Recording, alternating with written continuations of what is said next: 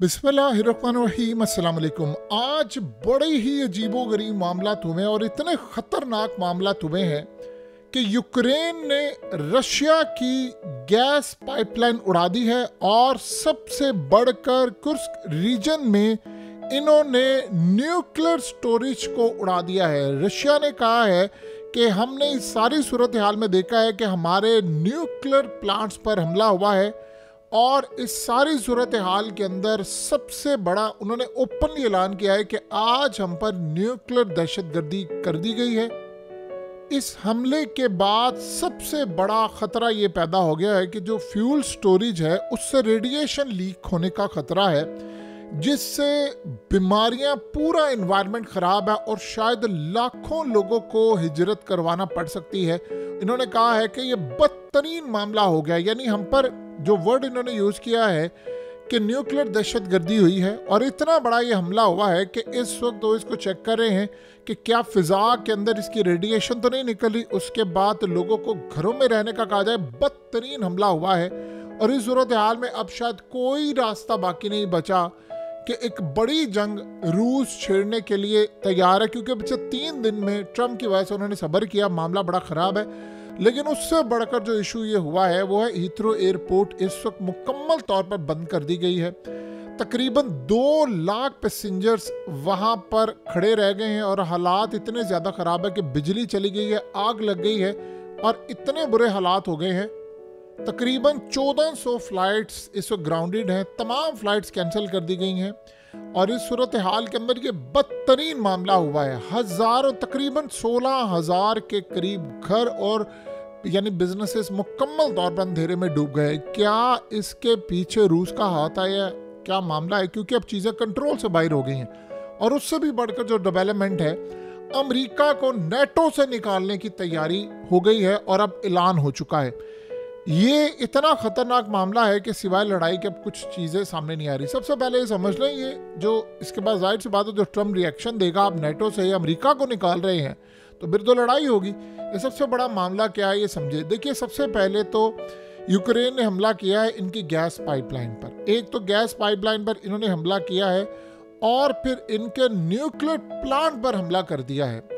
ये 2 सूरत हाल इतनी खतरनाक है कि आप अगर मंजर देखेंगे तो आपको ऐसा लगेगा कि कोई एटमी हमला हो गया है। वाकई जब आप न्यूक्लियर पावर प्लांट या इन जगहों पर हमला करते हैं तो ये बड़ा खतरनाक। जो यूरोप को गैस जाती थी, यानी ये जो स्टेशन था खास तौर पर, ये यूरोप को गैस देने के लिए इस्तेमाल होता था, वहाँ पर इन्होंने हमला कर दिया है। अब उन्होंने कहा है कि हमारे न्यूक्लियर पावर प्लांट पर कुछ रीजन के अंदर इन्होंने हमला किया है और सबसे बड़ा ख़तरा ये है कि वहाँ पर जो रेडियो एक्टिव मटीरियल होता है, यानी जो सबसे ज़्यादा मसला है कि जब आप फ्यूल स्टोरेज को तबाह करते हैं तो रेडिएशन लीक होती हैं और पूरे माहौल में, इन्वायरमेंट में, फ़िज़ा में फैल जाते हैं, जिससे हेल्थ के रिस्क आपको हो जाते हैं, आपकी हेल्थ का मसला शुरू हो जाता है और इस सूरत हाल के अंदर बीमारियों न जाने क्या कुछ फैल जाता है कि लोग बाहर रहने के काबिल नहीं। आप चाहे बिलियनर हैं, चाहे जो मर्जी हैं, जो वो फ़िज़ा में एक दफ़ा आ जाती है। हमने 2020 के अंदर देखा कैसे दुनिया बंद हुई। इस सूरत हाल के अंदर अगर ऐसा मामला हो जाए तो पता नहीं क्या कुछ आपको बंद करना पड़ेगा। तो सबसे बढ़कर बात यह है कि फ़िज़ा के अंदर अगर इसके ज़रात आ जाते हैं तो इमीडिएटली आपको इलाके खाली करना पड़ते हैं, आपको तमाम चीज़ें खाली करना पड़ती हैं और इस सूरत हाल के अंदर ये जो तबाही होती है उसका आप अंदाज़ा नहीं लगा सकते। यानी इस वक्त इनकी गैस पाइपलाइन और इन चीज़ों पर ऐसा हमला हो रहा है, ऐसा लग रहा है कि जैसे कोई एटमी हमला हो गया है। इतने यानी मामलात ख़राब है। तो इस सूरत हाल के अंदर जो काफ़ी हद तक अपने आप को रोका हुआ था रूस ने, अब वो कह रहा है कि रुकने वाला सिलसिला नहीं है। अब जब तक हम इनको तबाह नहीं कर लेते कोई मामला, देखिए अभी तक हो ये रहा था कि रूस के हक में जा रही हैं सारी चीज़ें, यानी जो ये जंग बंद होना फलाना, लेकिन उन्होंने एकदम जो हमले शुरू कर दिए, अमेरिका ने इनको रोका कि नहीं आप अभी जवाब ना दे, फलाना ना करें। अब तो आप ये सोचें कि अगले लम्बे में अगर ब्रिटेन पर हमला कर दे तो फिर क्या बाकी बचेगा। तो इस सूरत हाल में वो मुज़ाकरात उस चक्कर के अंदर रूस का इतना नुकसान हो गया पिछले चंद दिनों में कि सिवाय अब हमले के कुछ भी नहीं। और उन्होंने कहा है कि अब हम इसका जवाब देंगे, यूरोप इसमें शामिल है, उन्होंने ओवरलुक किया है, लिहाजा अब मुकम्मल तौर पर हम लोग इसका जवाब देंगे। और क्या वो करेंगे, और रिस्ट्रिक्ट मिसाइल मारेंगे, क्या करेंगे, लेकिन ये बड़ी तबाहकुन सूरत हाल इस वक्त पैदा हुई और खौफ ही खौफ है। और इस सूरत हाल में आप ज़रा देखें कि इस वक्त सिनेरियो ये बना है कि हीथ्रो एयरपोर्ट जो बरतानिया की है, अचानक से उसको बंद कर दिया गया। आग लग गई है वहाँ पर। अब ये आग कैसे लगी है ये किसी को नहीं पता। अभी तक हालात ये हैं कि 2 लाख से ज़ायद पैसेंजर्स वहाँ पर फंसे हुए हैं और इस वक्त सूरत हाल ये पैदा हुई है कि कम से कम 16,000 के करीब घर और बिजनेसेस जो वेस्ट लंदन और सराउंडिंग एरियाज़ के अंदर है, आप इमेजिन कर ले, मुकम्मल तौर पर अंधेरे में डूब गए हैं। तमाम फ़्लाइट्स कैंसिल हैं। तकरीबन 1400 के करीब फ़्लाइट्स इस वक्त ग्राउंडेड हो चुकी हैं और इस सूरत हाल के अंदर एमरजेंसी नाफिज कर दी गई है यूके की एनर्जी मिनिस्टर की जानिब से। यहाँ पर उन्होंने मुकम्मल तौर पर फाइटर्स भेजे हैं। हालात बिल्कुल यानी ख़राब है, यानी किसी को समझ नहीं आ पा रही, कोई ट्रैवल नहीं है, कोई चीज़ नहीं है, कोई वार्निंग नहीं, क्या और कोई बैकअप प्लान है ही नहीं। यानी आप ये देखें कि क्या ये सिर्फ एक एक्सीडेंट था या वाकई हमला हुआ, क्या रूस ने इस बार हमला किया है। देखिए बरतानिया पिछले काफ़ी अरसे से आपको पता है यूक्रेन को मुकम्मल तौर पर यूरोपियन लीडर्स को सामने रखना, फलाना करना, ये करना, वो करना, और इस सूरत हाल में जी हम हमला कर देंगे, हम 5,000 मिसाइल दे रहे हैं, हम उनको हथियार देंगे, पैसा देंगे, वो लड़ाई करेंगे। इसका मतलब है कि क्या ये एक छुपा हुआ कोई इलेक्ट्रोमैग्नेटिक पल्स वेपन EMP या कोई ऐसा हमला हुआ है जो रूस ने किया है, जिसके बाद आप छोटा सा काम हुआ है, बज़ाहिर आपको नज़र आ रहा है सब कुछ अंधेरे में डूब गया है, तो क्या ये हमला बता रहा है कि बदला लिया गया है। अभी तक हालत ये है कि इमरजेंसी की सूरत हाल है और पहला उनका जाहिर सी बात है काम ये होता है कि हम चीज़ों को काम डाउन करें, बैक टू नॉर्मल लेकर आएँ, चीज़ों को समझें, बिजली को रिस्टोर करें, फिर उसके बाद इन्वेस्टिगेशन होगी, पता चलेगा क्या है क्या नहीं है। लेकिन एक बात तय है कि ये बिल्कुल एक नज़र ना यानी सादा मामला नहीं है। ये आप जितना आप समझ लें कि ये बिल्कुल एक ऐसा मामला अगर कोई समझ रहा है कि जी बिल्कुल नेचुरल तरीके से हो गया है, ज़ाहिर नज़र आ रहा है इसके पीछे बड़े अवामिल हैं और इनको छुपाया जा रहा है। और इस सारी सूरत हाल के अंदर अगर हम जायज़ा लें तो हमें एक बात अच्छी तरह नज़र आती है और वो सिनेरियो बिल्कुल ऐसा नज़र आ रहा है कि हालात इंडिकेट कर रहे हैं कि कुछ बड़ा ख़तरनाक होने वाला है। देखिए फ्रांस ने, आपको पता है कि ऑलरेडी एक सर्वाइवल किट वो बना रहे हैं और वो कह रहे हैं अपनी कौम को पानी रखें, रेडियो रखें, साथ टॉर्च लाइट रखें, फलाना रखें, ये रखें, वो रखें, सारा काम आप सबके सामने है।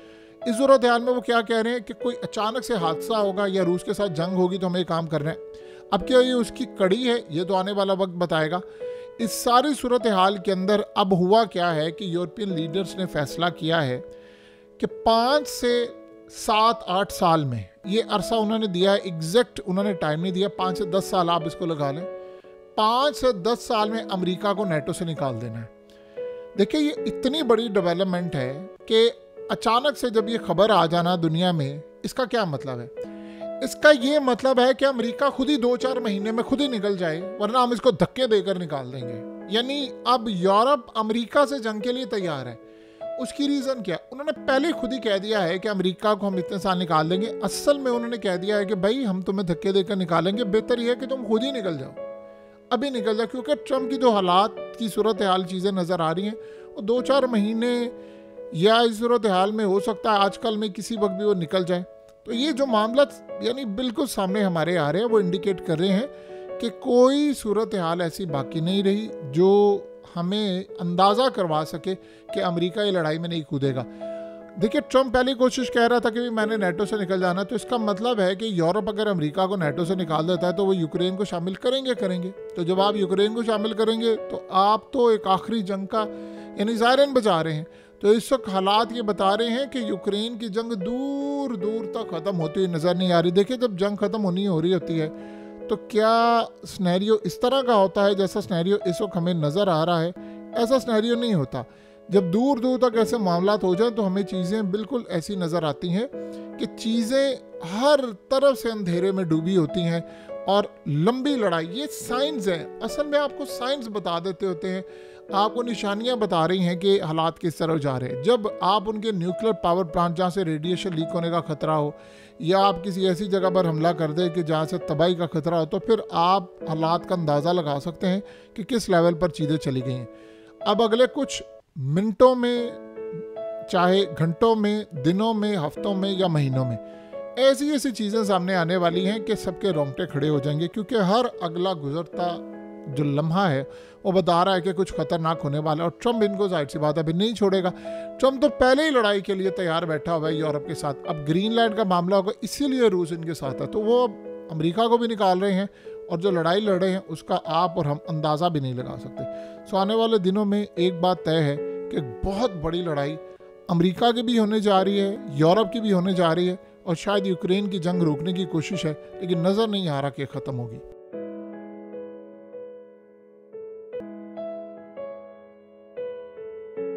हकीकत टीवी को सब्सक्राइब करना मत भूलें, वीडियो को लाइक करें, शेयर करें और कमेंट सेक्शन में अपनी राय का इजहार ज़रूर करें।